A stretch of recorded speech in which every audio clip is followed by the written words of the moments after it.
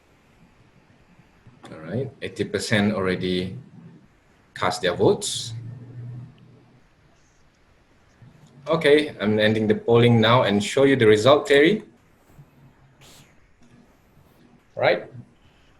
Definitely got most got it right there. It's definitely, yes, it's definitely a long-term investment. All right. Okay, very good.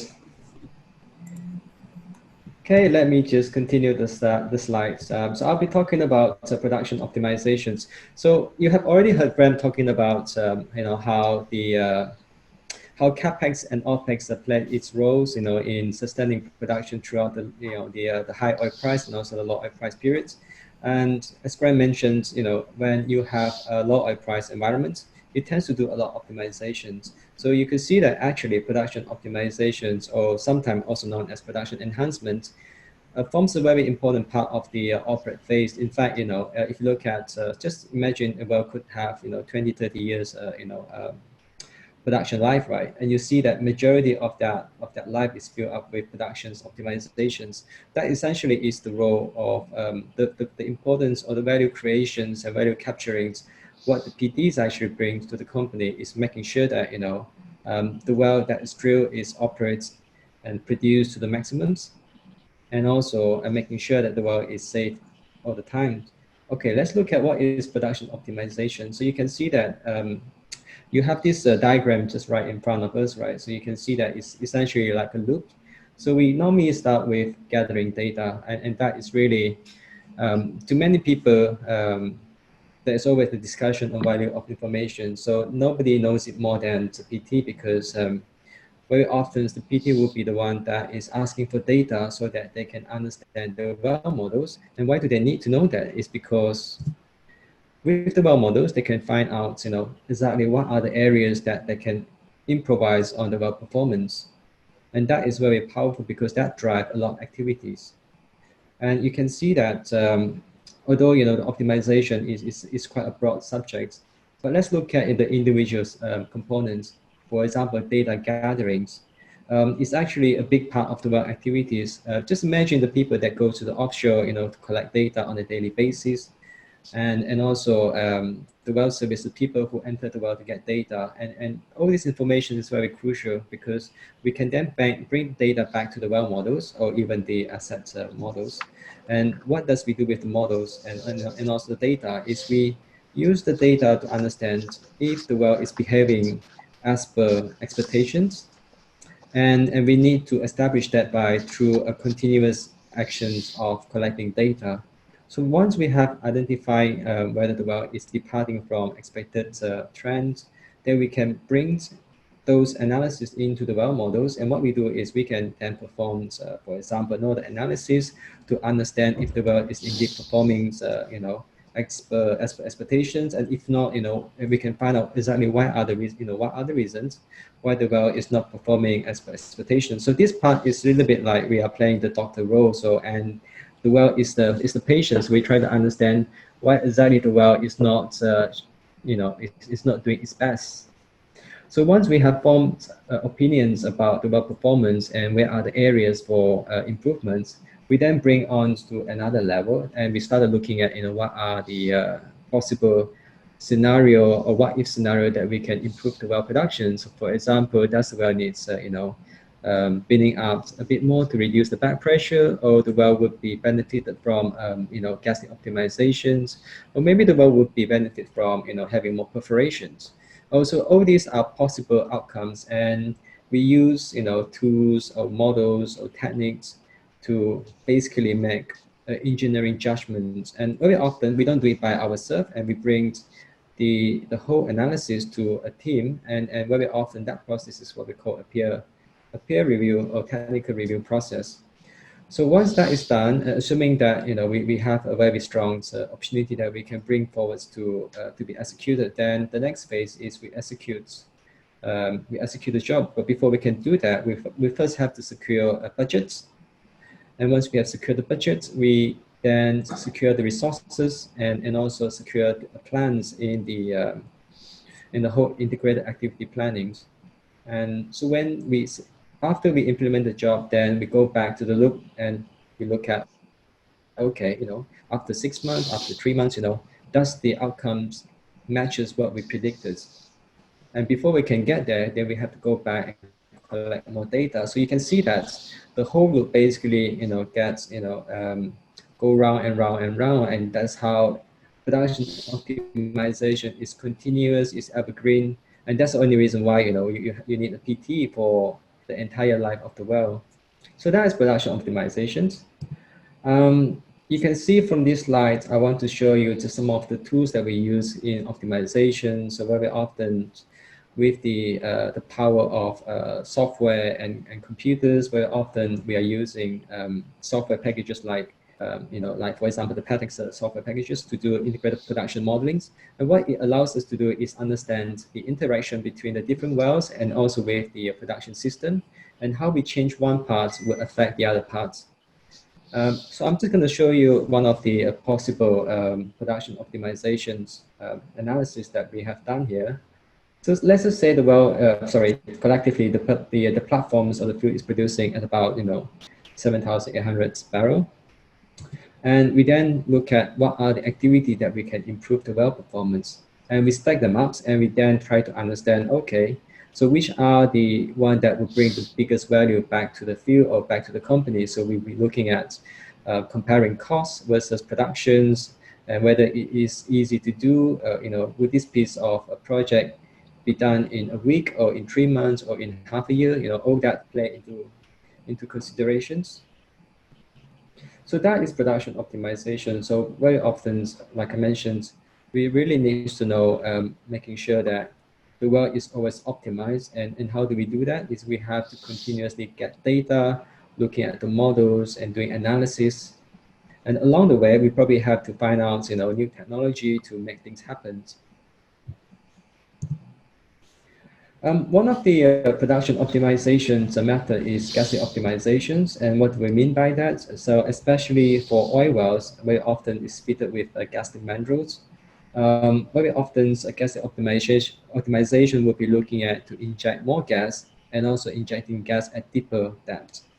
In this example, we have looking at to deepen the injection depth from gas mandrel number 2 to number 3. And because of that effort, we see that the oil production has increased because now we are injecting more gas, and the gas is lifting more oil back to the surface. So that is one example of gas optimization, and these are what we call the low-hanging fruits of optimization, that thing that we can do. I'm going to pass over to Graham. Okay. One of the things that that's key around understanding production technologists is that they're actually required in every phase of a development. And if we look at this graph here in terms of those phases, that in fact there's even an additional phase at the end in terms of abandonment, as Thierry mentioned earlier. In phase 1, they identify. I like to think of this as this is actually the fun part of concept. It's where you get to include or to look at every of the possibilities, whether it be horizontal, monobores, laterals, joules, every kind of completion that may have some kind of applicability to your development.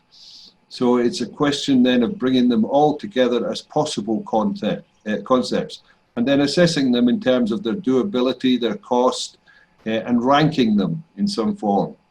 The cost versus value.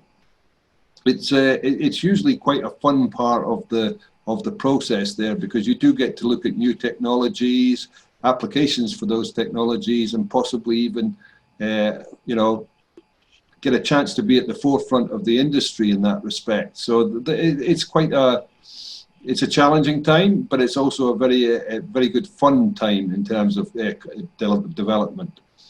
Once you get into phase 2, you've pared down those concepts into the ones that are really very doable from a cost perspective, and also in terms of just the physicality of them. So you maybe have 2 or 3 concepts, and you've generated production profiles for them, and then you've run them through the economist, and the economist comes back and hopefully tells you what is the optimal concept for your development. Now, as you go into define and execute, this is really not so much more about the what, but the how. Yeah, you have to decide how you're going to put that completion in the ground. And every completion, regardless of what it may be, regardless of how well you've optimized it, every completion is a compromise in some form. Yeah, what you'll find is things like you've decided that you want a well to be perforated. That's your concept. Your concept is a perforated cased hole well. But then the question is, how much underbalance are you going to apply to that? Is it 600? The optimum underbalance may be 600 psi.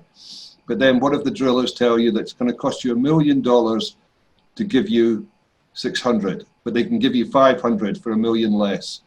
That's when you start to make the compromises. That's when you start to understand that there's always a balance. Will I spend the money and get a really good well at the start, or will I save the money now and possibly use that later to do some infill or some workover stuff later on? Yeah, so the define and the execute is very much about the how you're going to do it. What compromises are you prepared to make, and what compromises are you not prepared to make? What is non-negotiable in terms of the value of the well? And the production technologist will be very keenly involved in all of these phases. As it comes into operate, you see the production technologist is still involved in terms of all of the potential optimizations and infill work that can be done. But you can see that as you've progressed through these phases, your options and your value statement has become less and less. Yeah, your potential to change the outcomes becomes very limited. Yeah, so if you've started with a poor concept and it's been poorly executed, your ability to change that and to add value is limited. So it's very, very important to understand that those initial phases of identify and select as the core on which you're going to build your development. There's no point in putting if you make the wrong concept at the start, you'll always live with that mistake, and it's very, very hard to go back and change it.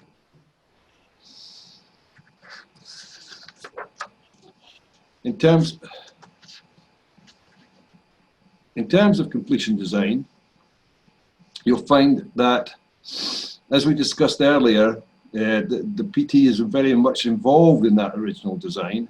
And he needs to, and he will need to have a very good understanding of all of the potential values that are associated with each of the aspects. Yeah, whether it be gas lift, whether it be ESPs, whether it be open hole, cased hole, sand control.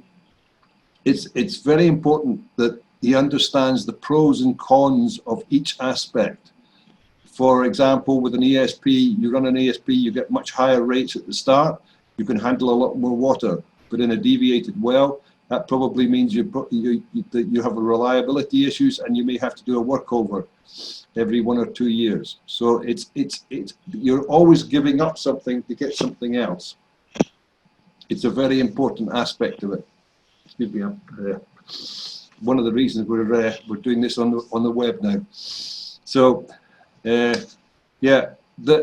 so it's very important to understand that the production technologist is the person that is driving this process, of selection and determination of what is the right combination of technologies to be using within a well.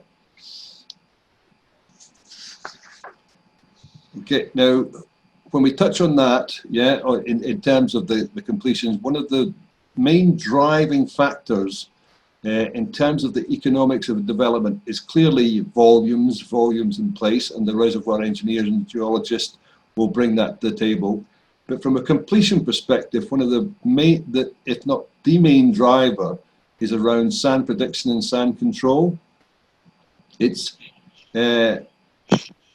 very difficult to verbalize just how incredibly important this is.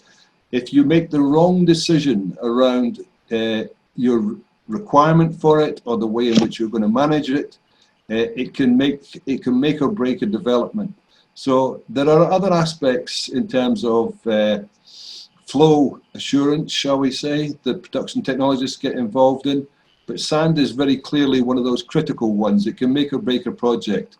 If you require to have sand control and you haven't run it, the cost to go back and retrofit it is extremely expensive. If you didn't need it and you've already run it, then you've lost productivity associated with it, and that can impact the economics of your development as well. So understanding how sand, what the potential for sand is in your wells is extremely important.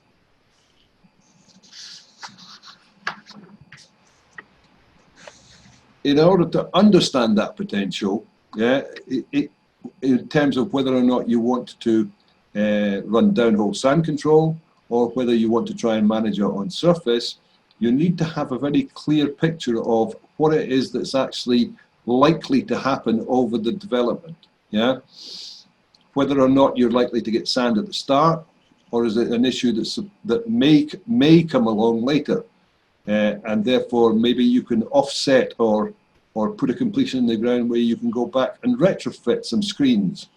So you need to understand that, and the basis of that understanding comes in understanding geological stresses, building geomechanical models, and then strength models associated with the formation, and evaluating what the strength of your formation is through core data and log analysis. It's actually a very interesting topic, and you can get very deep into this, but it's a very important aspect for production technologists to be familiar with, because not only does the completion and the concept revolve around the issue of sand, but also the impact into your completion later on, in terms of erosion and choke failures and things, and the cost of maintenance at some point in the future. So it's a very important aspect of the completion, and how production technologists get involved in that.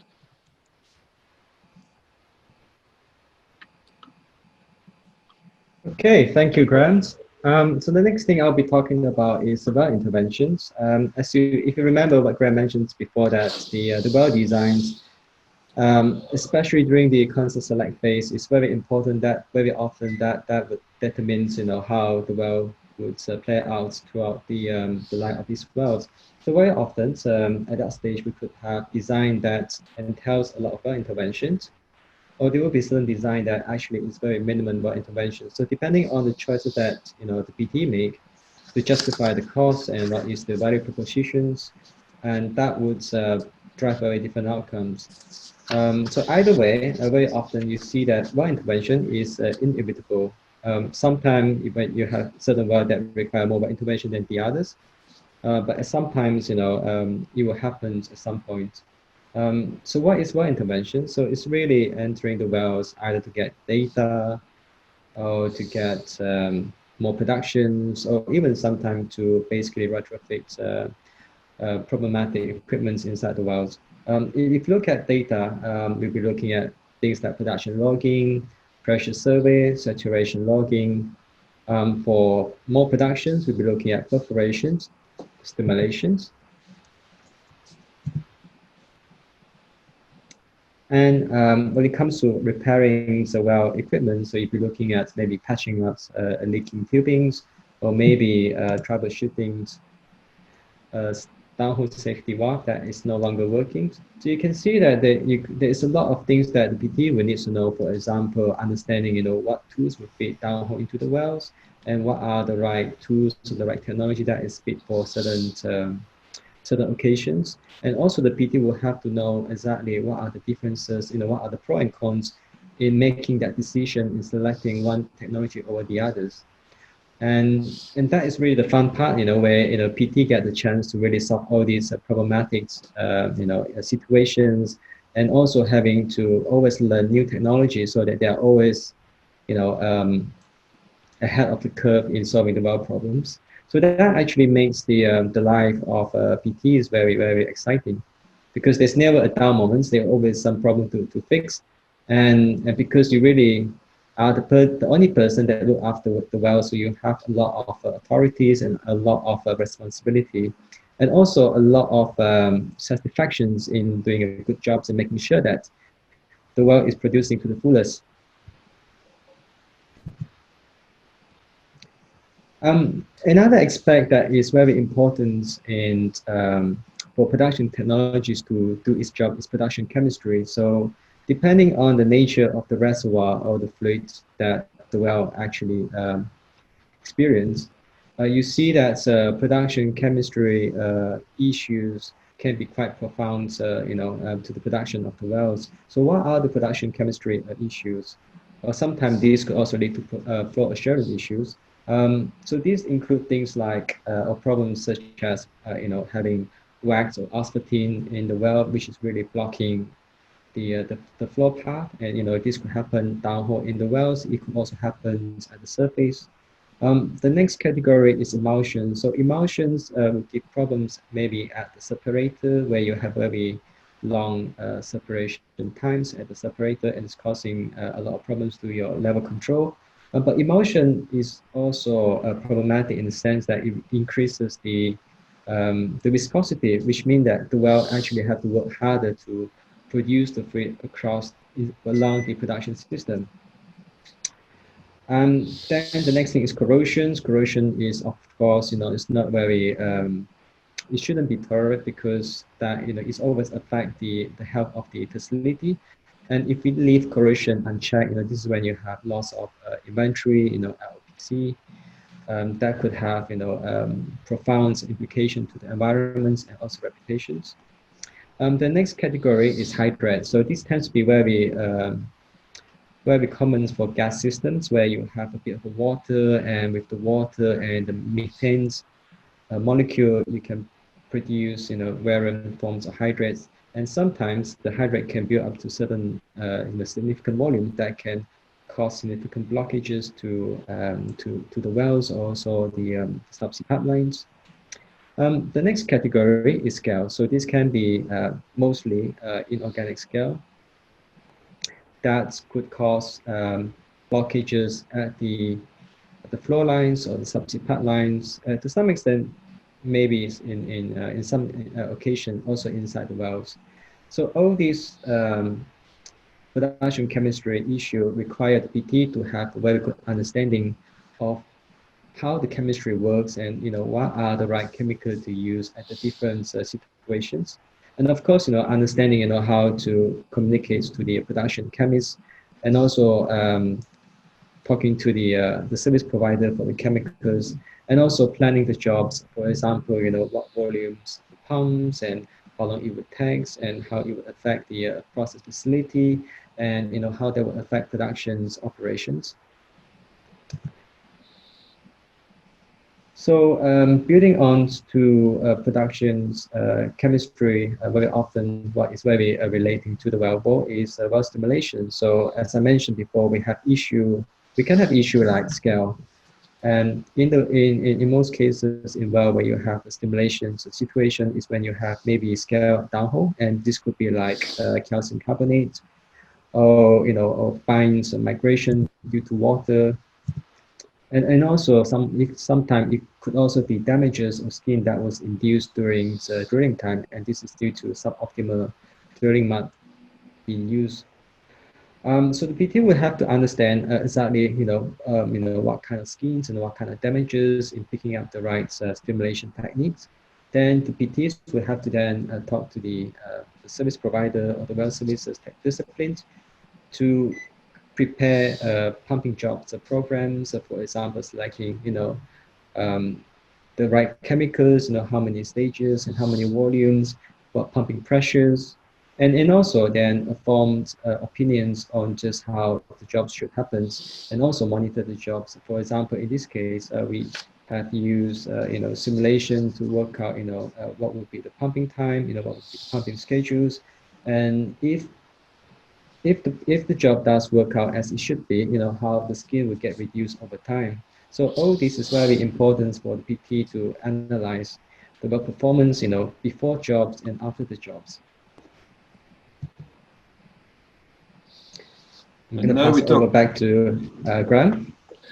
Hi everyone again. Yeah, now we talk about the production technologists getting involved in well integrity. They will always be involved in some form or another with well integrity, whether they like it or not. It's an activity which goes from concept right through to abandonment. It's about establishing the barriers within a well and maintaining the barriers and ensuring that those barriers are properly maintained. It's not necessarily an area of shall we say, of expertise that people necessarily enjoy very much. It tends to be a bit of a thankless task, in that wells very seldom get miraculously better. They always get worse with time, and they always need maintenance. They always need check. They always need something done to them. And in that sense, it's never over. It's never closed out, which can be kind of dissatisfying from some respects in a job in a job role. People like to see close out, and they like to get the satisfaction of that close out, but that never comes within well integrity. But at the same time, it's also a skill set that really you cannot be without within production technology. You need to be aware of it, and you need to have a good sense of what the barriers are in the well and what the condition of those barriers are, and the work that needs to be done in order to remedy some of the issues that you might have. You'll tend to find that as a well integrity engineer, if you spend time in that role, then you'll find that you tend to be unpopular because you're the man that's wanting to shut the wells in or telling people that they're not compliant and that they've got to lose production until they fix it. You also spend a lot of time sitting in with the regulator, trying to explain why your management hasn't spent the money to fix the valve or fix the tree. And the regulators tend not to be very understanding when it comes to matters of compliance on well integrity. They tend to negotiate on a lot of things, but not on well integrity. So if you're involved in well integrity, you'll find that it can be rewarding. It's certainly a necessary skill set if you want to be involved in completion design and understand the stresses that are involved in any kind of well production scenario. Then well integrity is a good place to start in terms of your skill sets. And it's certainly a skill set that's always in demand within the production technology arena. Operators always need somebody that has a good understanding of well integrity. So I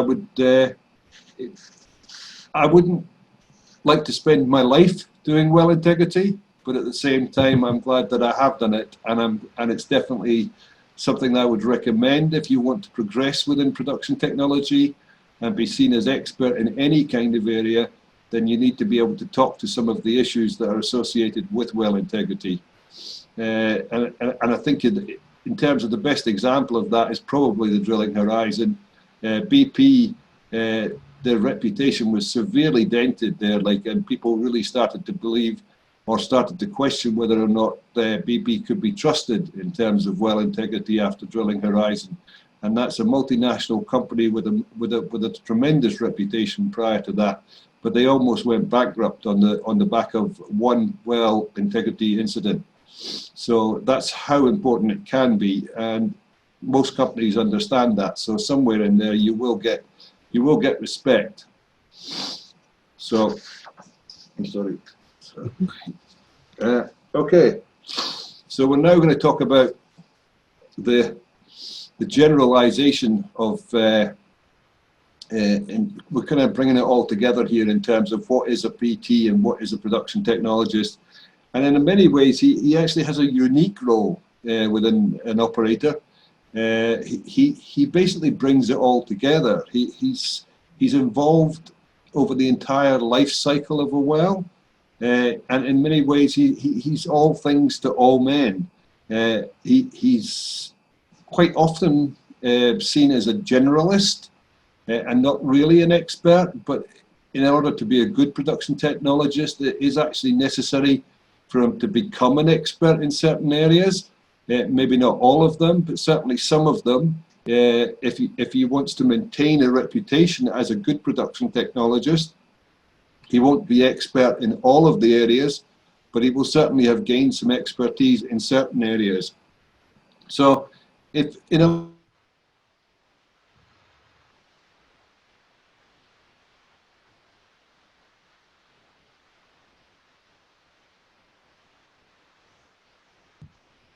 lot of ways, if you think of the wells children from childhood to adulthood, looking after them, doctoring to their needs, soothing them, understanding their personalities, understanding what they can do and what they can't do.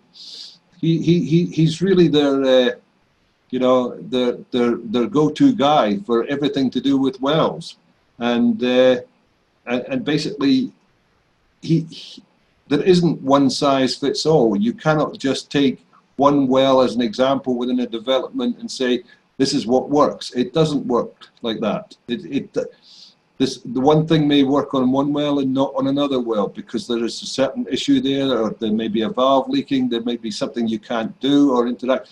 And so a PT basically needs to know everything there is to know about his well. He needs to understand its personalities and its idioms. And essentially, if we go to the next slide, we'll see this is the summary of it. It's a term that was coined by Shell initially, but has been well used and adopted over the industry now for many years. A PT is essentially a well owner. He owns the well, but only in the sense is that he's accountable for the delivery of everything that happens on that well. Nobody should touch a well. Nobody should interfere or touch a well or produce it or open a choke or do anything on a well without the PT actually being actively involved in that decision. They shouldn't intervene in it. They shouldn't overproduce it. They shouldn't run something in the hole. They shouldn't be doing anything on that well unless the PT knows about it and has approved it because he's thought through and risk assessed what the likely outcomes are. So I like this phrase. I've always liked this label, if you like, for a PT. It's a very simple one, but I think it actually covers most of the aspects around what it actually means to be a PT. It's about being a well owner. Okay, Graham, thank you for that. I think it's the right time to have the next poll questions. Sure. So the third question, yeah? Yeah. All right. Bring it up. What is the percentage of improvement in production? Launching it. All right. Our guests can take a guess and vote for your answer.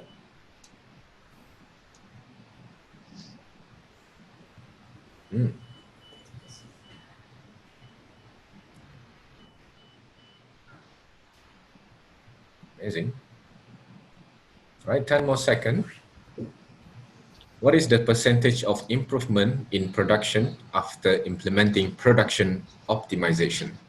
1%, 1 to 3%, 20 to 30%, or 5 to 15%? 5 more seconds.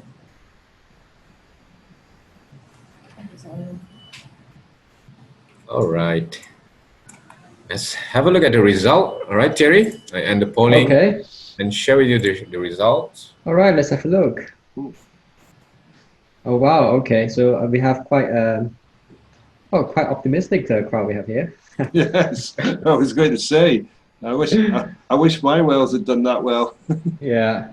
So so you see that although this is not cast in stone, it does not mean that every field or every well have to work out like that. But statistically, I think we see that normally production optimization is probably around 5 to 15%. Kind of production improvement we can see consistently. And although you might think that is not as high as you want it to be, but you look at remember Brad mentioned that this is the OPEX, so you're spending some money to get more productions, and you can see that actually if you can repeat 5 to 15% all the time collectively, that is actually quite it's quite a, it can give quite a big impact to the wildlife. So yeah, so I think my take will be about 5 to 15%. I don't know, Graham, do you agree with that? I think you'd be lucky to get that in a lot of cases. I mean, essentially, what you're thinking of. Well, I mean, I have seen it. I have seen wells that have delivered really good ones, but they've been particularly damaged wells. Something that you knew you were chasing in the first place. In terms of general optimization, I would say probably 1 to 3% is probably more accurate. But I think it's certainly possible to get those high rates, and I have seen them on some wells. But I think as a generalization, I would say it's probably high. But again, you would do it as a campaign. It would be very unusual to go out and do, for example, a reperforation campaign on just one well. You would go out and you would do 9 or 10, and it's always possible that somewhere over there, like that you get a really good one. You get a well that you didn't realize was that damaged or badly damaged, and you get a really good result, and that really covers all of your costs and everything else. Everything else is a bonus. So if you do things as a campaign, then in general you'll make money out of them. And yes, in some cases you may see that 5 to 15%. Okay, so I think so that would be the end of the poll. Okay, So I think we are reaching towards the end of the I see somebody webinar. somebody's made a comment there in terms of 5 to 15 is what we tell our management. So otherwise we won't get the budget. There's some real truth in that one. Yes. Well, that's the spirit, isn't it? That is the that's the challenge. Yes, yes. Many a true word spoken in jest. Okay, so I think we are coming towards the end of the webinar. I hope that to the audience that you guys have enjoyed the content that we brought together to you today. Let me just recap in a nutshell. What is production technology? If I can just. Yeah, so we already mentioned that the production technologies of PTs are the well owners, or at least they will be the well caretaker who really look after the well throughout the whole well life cycle, from the beginning to the end.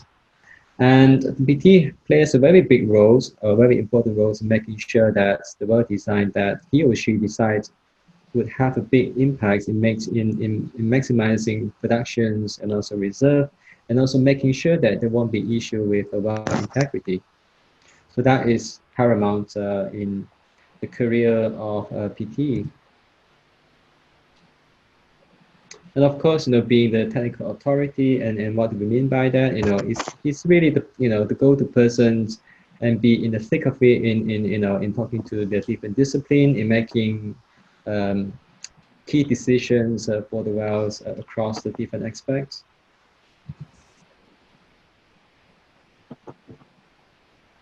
And of course, he or she is the person that really brings the different parties together and making sure that things happen for the good cause of the well.